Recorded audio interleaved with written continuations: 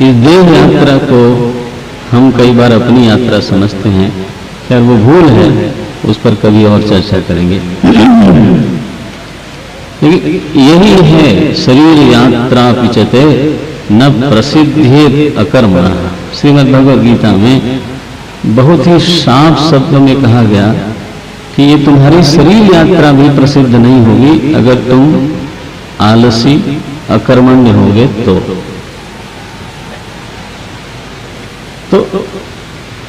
एक तो सीधा सीधा प्रयोजन दिखाई देता है कि अगर मैं कर्म करता हूं, लगन से करता हूं, कौशल से करता हूं और नैतिकता से करता हूं, ईमानदारी से करता हूं,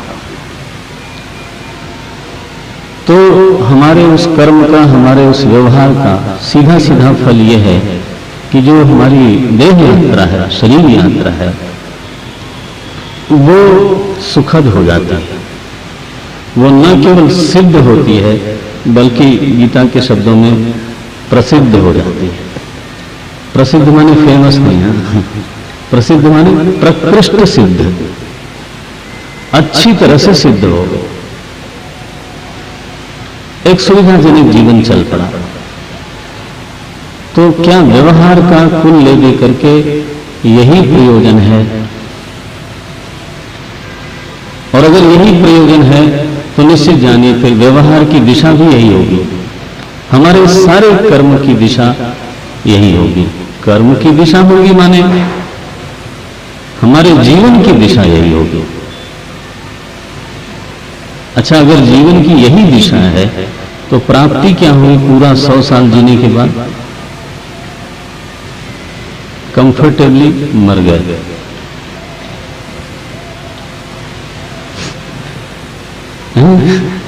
परम पुरुषार्थ की प्राप्ति हो गई। If this is the goal of life. तो प्राप्ति अंतिम उपलब्धि क्या है? क्या ये पुरुषार्थ अभिप्रेत हो सकता है कि जीवन सुख से बीत जाए और चलते फिरते लोग प्रार्थना करने लगते हैं बाद में? पहले जीवन की मांग करते हैं, बाद में मृत्यु की मांग करते हैं, वो भी कंफर्टेबल नेचुरली। महाराज भगवान मेरे मालिक कृपा करो, चलते फिरते, है ना, क्या करें, चलते फिरते मर जाएं। अरे ये भी कोई मांगने की चीज है? लेकिन हम सभी लोग मांगते हैं।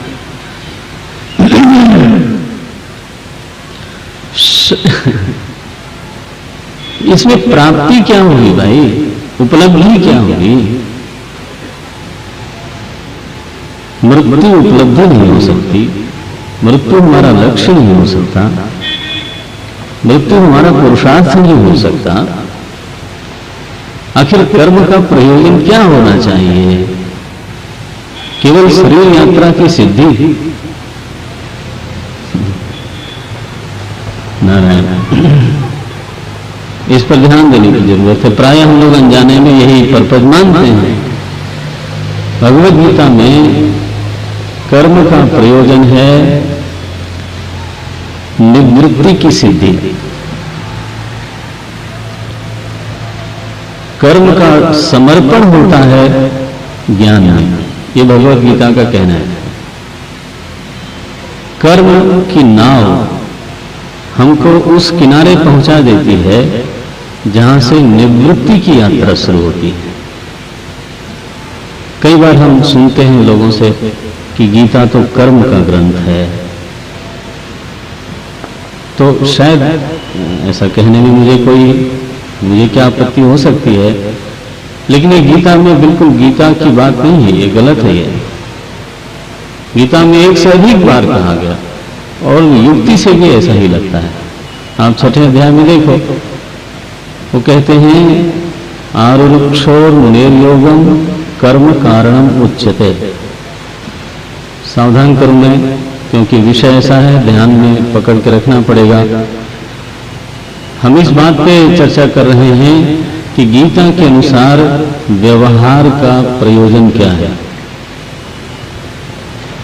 गीता के अनुसार हमारी सारी प्रवृत्तियों का अंतिम लक्ष्य क्या है,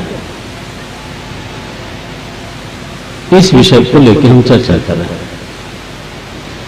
छठे अध्याय में कहा गया कि कर्म को अगर ठीक से किया जाए, शास्त्रीय रीति से किया जाए, वासना के शासन में रह करके नहीं, शास्त्र के शासन में रह के यदि कर्म किया जाए तो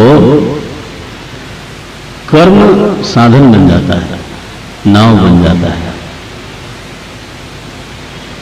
और अगर शास्त्र के शासन में अगर हम नहीं रहते हैं, वासना के शासन में रह करके अगर हमारी प्रवृत्ति होती है, कर्म होता है, व्यवहार होता है, तो यह कर्म, गीता में बहुत साफ शब्दों में लिखा है, यह कर्म शरीर की यात्रा को तो सिद्ध कर देगा, लेकिन हमको बांधेगा जरूर।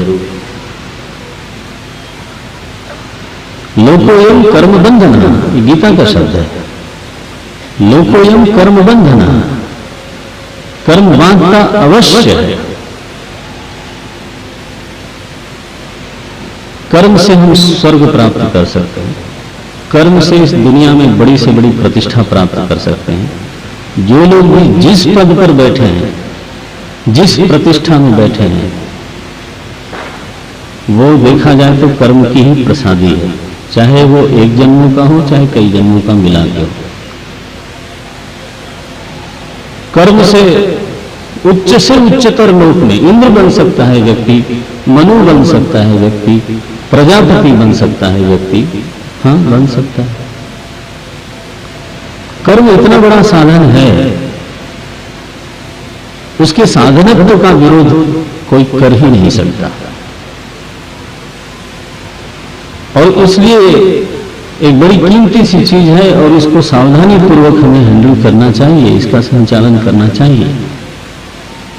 प्रमाण पूर्वक बाई दबे हो जाता है, दिन पूरा हो जाता है, ऐसा नहीं है। हमारे पास एक बहुत समर्थ, one of the most finest instrument we have, उसका नाम है कर्म। उस कर्म से बहुत चीजें हासिल हो सकती हैं, ठीक है, लेकिन उसी गीता में कर्म की एक दो बड़ी जोरदार सीमाएं रखी हुई हैं। एक जैसे मैंने कहा कर्म बांधता है, ये गीता में स्वीकार किया गया। दूसरा ये कहा गया कि चाहे कर्म कैसा भी हो, लेकिन उसमें कोई न कोई दोष जरूर होता है। भगवत गीता की ही स्थापना है। ऐसा कोई कर्म नहीं हो सकता जिसमें कोई दोष न हो, जिसमें थोड़ा धुआं न उठता हो। सर्वारंभा ही दोषेण धूमे नाग्निरिवावृता। सर्वारंभा ही, जितने आरंभ हैं, जितने कर्म हैं, जो भी आप आरंभ करते हो, समाज सेवा, उसमें भी धुआं उठता है। संस्था चलाना, उसमें भी धुआं होता है। विद्यालय, गुरुकुल, पवित्रतम जो काम आप समझते हो, उसमें भी, है ना, उसमें भी धुआं उठता है, आंख में लगता है। बोले हमारा तो व्यापार है, हमें सिर्फ गलती होती रहती है, कम ज्यादा, लेकिन प्रवृत्ति है, कर्म है, तो उसमें दोष होएगा, यह सुनिश्चित है। इसको मान के चलना चाहिए। विचार से सिद्ध है और उस पर भगवान कृष्ण की मुहर लगी हुई है। और मेरे ख्याल से आप अपने अनुभव को देख लें और आसपास के लोगों का अनुभव देख लें तो अनुभूति से भी सीखें। आश्रम में हो क्या ऐसा होता है? अरे आश्रम में प्रवृत्ति मात्र दोषपूर्ण है, क्या करोगे?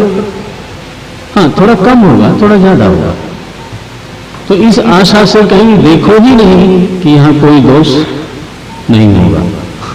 ये तो देखना ही छोड़ दीजिए, केवल ये देखना है कि यहां कम दोष है तो अच्छा है।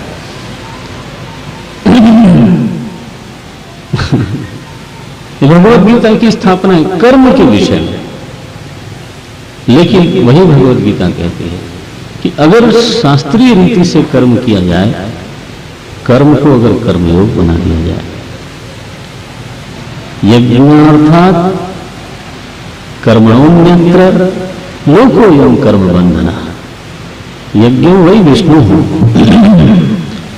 जो विराट को अर्पित करके कर्म होता है, वो तो साधन बनता है, लेकिन जो अहम को अर्पित करके कर्म करते हैं, व्यवहार करते हैं, वो बांटता अवश्य है।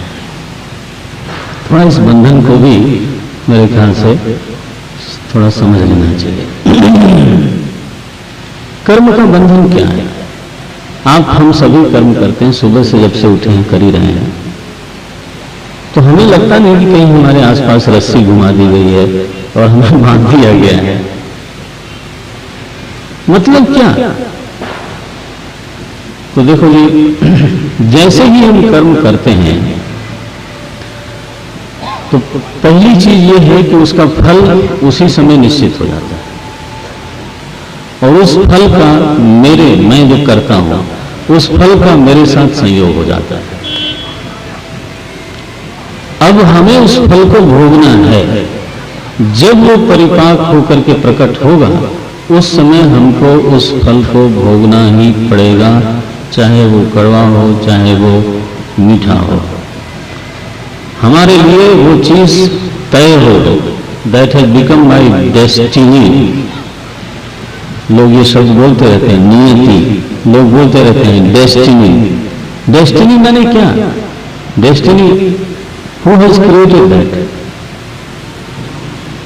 परमात्मा ने बनाया, प्रकृति ने बनाया। हाँ हाँ हाँ हाँ। मैं जिस समय कर्म करता हूं, वह कर्म हमारी नियति बनता चला जाता है। तो पहला बंधन तो ये हुआ, फल के साथ कर्ता का संबंध बंध हो गया, और वही परिपक्व होकर कर्म हमारे सामने एक परिस्थिति बन के आता है, और उस परिस्थिति को हमको जीना पड़ता है, चाहे वो हमको पसंद हो, चाहे हमको ना पसंद हो। अगर हमारे सामने परिस्थिति है, निश्चित जानिए कहीं पर किसी समय हमने उसको कमाया है। और आप जानते हो कि परिस्थिति आती है बिना पूछे, और जैसे ही वो किया हुआ कर्म छीण हुआ, वो चली जाती है, और चली जाने के बाद एक कहानी जैसी लगती है कि देखो मुझे मेरे जीवन में एक परिस्थिति ऐसी आई थी। हम एक स्टोरी सुनाते हैं अपने दूसरे लोगों को, मित्रों को, कि ऐसा ऐसा हुआ था। कि जब परिस्थिति होती है तो हमें जीना पड़ता है। उस समय वो एक व्यवस्था है, उस समय आप उस सिचुएशन के साथ, उस परिस्थिति के साथ बंधे हुए हो। किसने बांधा है? कई बार हम तड़फड़ाते हैं कि इस परिस्थिति से निकला जाए। परमात्मा भगवान से भी प्रार्थना करते, महाराज निकालो, कहां से निकालो, उबारो मुझे। अरे कहां डूब रहे हो आप? पानी तो दिखता नहीं चारों तरफ। मुझे पानी नहीं दिखता, but the situation itself is so difficult. वो लगता है कि महाराज इसमें से निकाल दो। और कभी कभी ऐसी परिस्थिति होती है, बोले महाराज डूबने दो ना इसमें, लेट मी एंजॉय। आप जानते हो कि चाहे जितना तड़फड़ाएं, वो जब तक क्षय नहीं होता तब तक हम उसमें रहते ही, वो रहना ही है। क्षय हो गया तो उस परिस्थिति को हम चाहेंगे तो भी वो चली जाएगी, एक कहानी बन जाएगी। बहुत सी चीजें हमारे जीवन में कहानी बन चुकी है। तो पहला बंधन है मेरा एक परिस्थिति के साथ ऐसा बंधन जो अनसीन है लेकिन बहुत मजबूत है। उस समय हम चाहे जितना छटपटा लें, उससे हम अपने आप को छुड़ा नहीं पाते। मुझे उसको जीना पड़ता है, चाहे रोना पड़े, चाहे हंसना पड़े, because I have created it.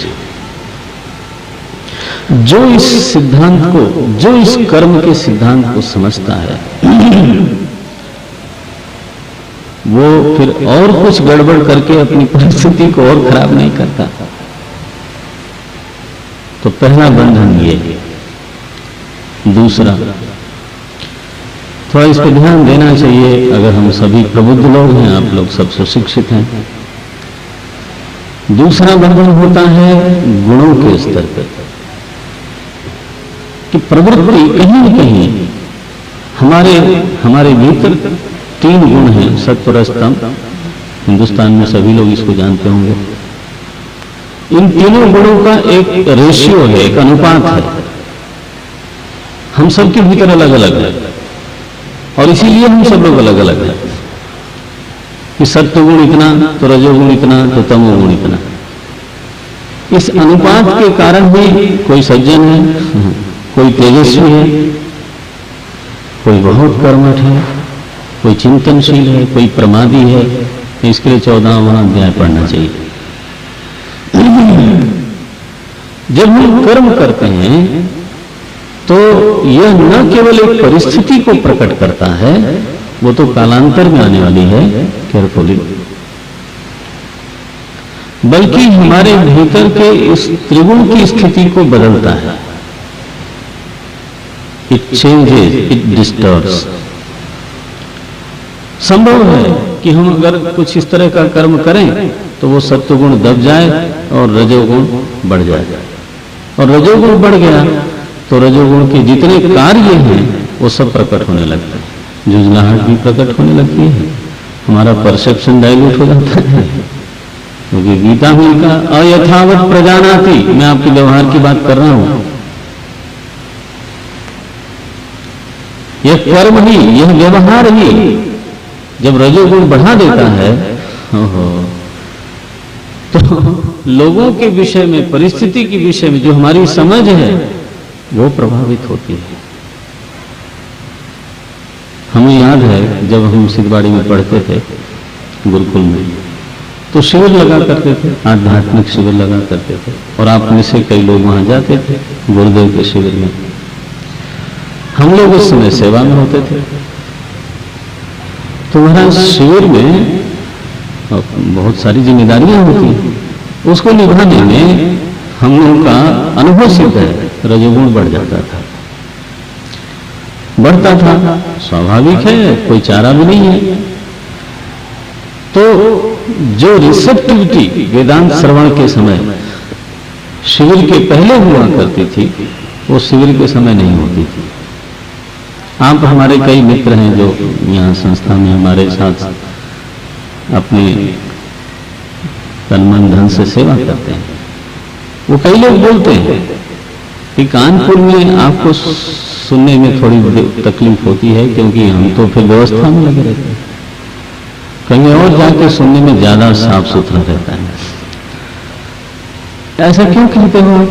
आखिर क्लास में तो बैठते ही है।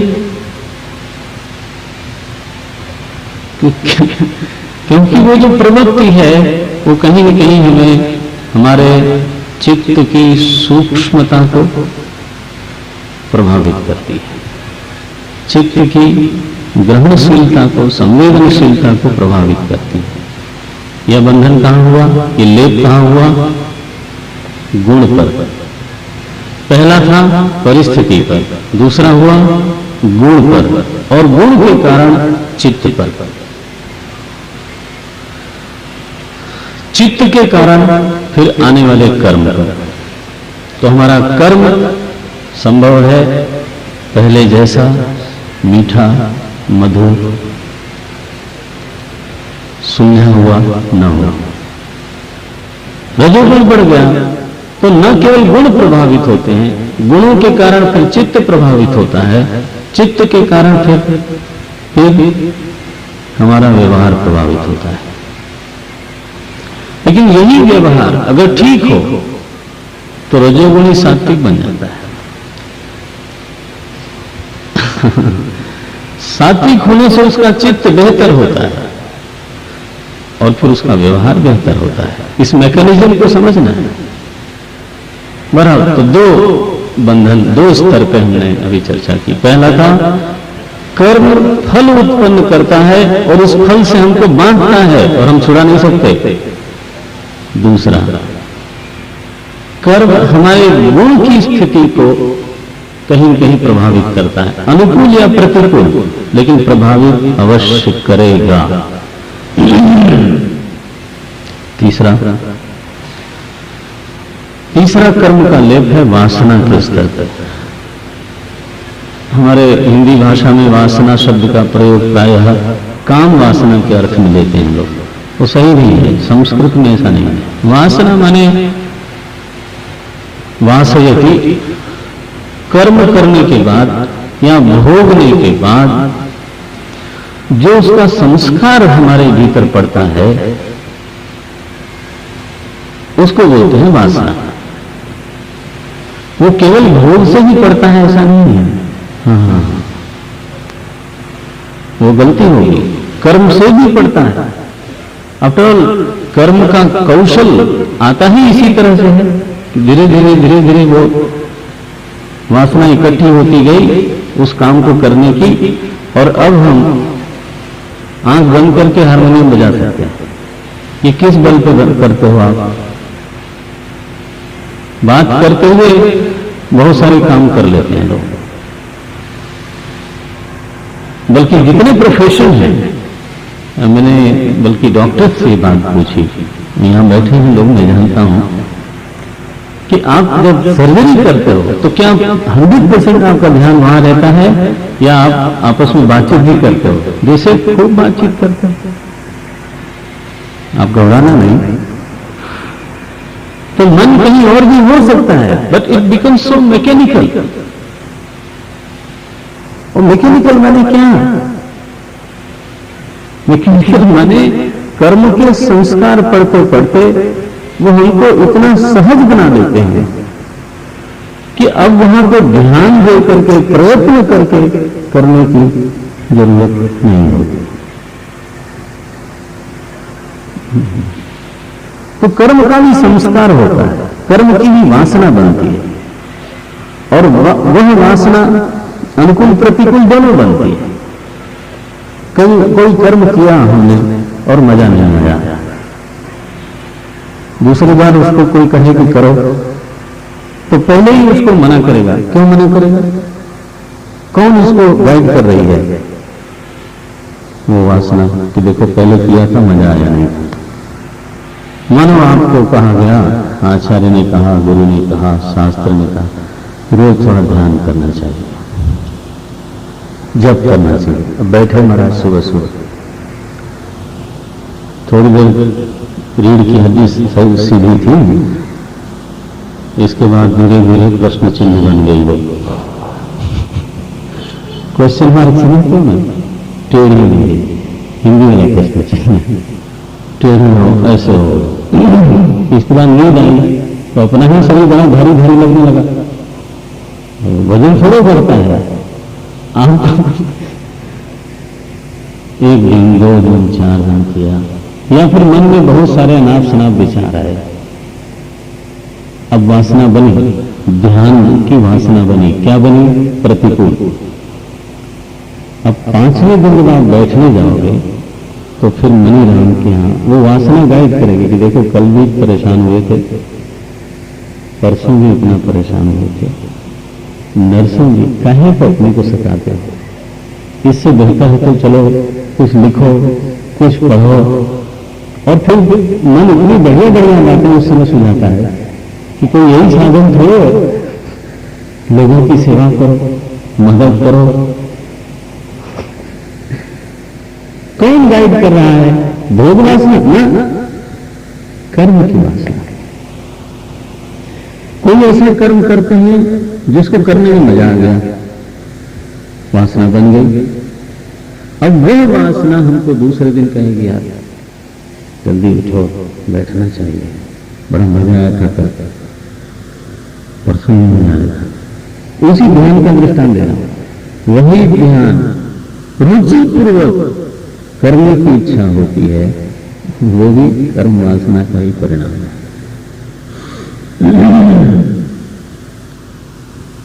इसको धर्म में बोला, पंचदशी में धर्म में कहा गया। आप तो एक शब्द बकायदे यूज करते हो, उसको बोलते हैं इनको इस काम को करने का एडिक्शन है। उसे भी addiction, addicted to do that, ये भोगने की कर्म है। आजकल एक और शब्द बोलते हैं बड़ा प्यार से, वर्कोहोलिक, अल्कोहलिक नहीं, इसे वर्कोहोलिक। माने क्या? वो काम करने से तृप्ति होती है, वासना तृप्त होती है। क्या मतलब है कि कर्म न केवल एक परिस्थिति का जनक है, बल्कि हमारे त्रिगुण को प्रभावित करता है। दो, तीसरा हमारी वासना को भी प्रभावित करता है। ये और अंतरंग चला गया। परिस्थिति बहिरंग है, त्रिगुण अंतरंग है, वासना अंतरंग है, और उसके भी अंतरंग एक चीज है। चीजें बहुत हैं, लेकिन मैं संक्षेप ही करूंगा। चर्चा शुरू हो जाती है, मालिक साहब की बहुत कृपा है, तो लेयर्स खुलती हैं, परतें।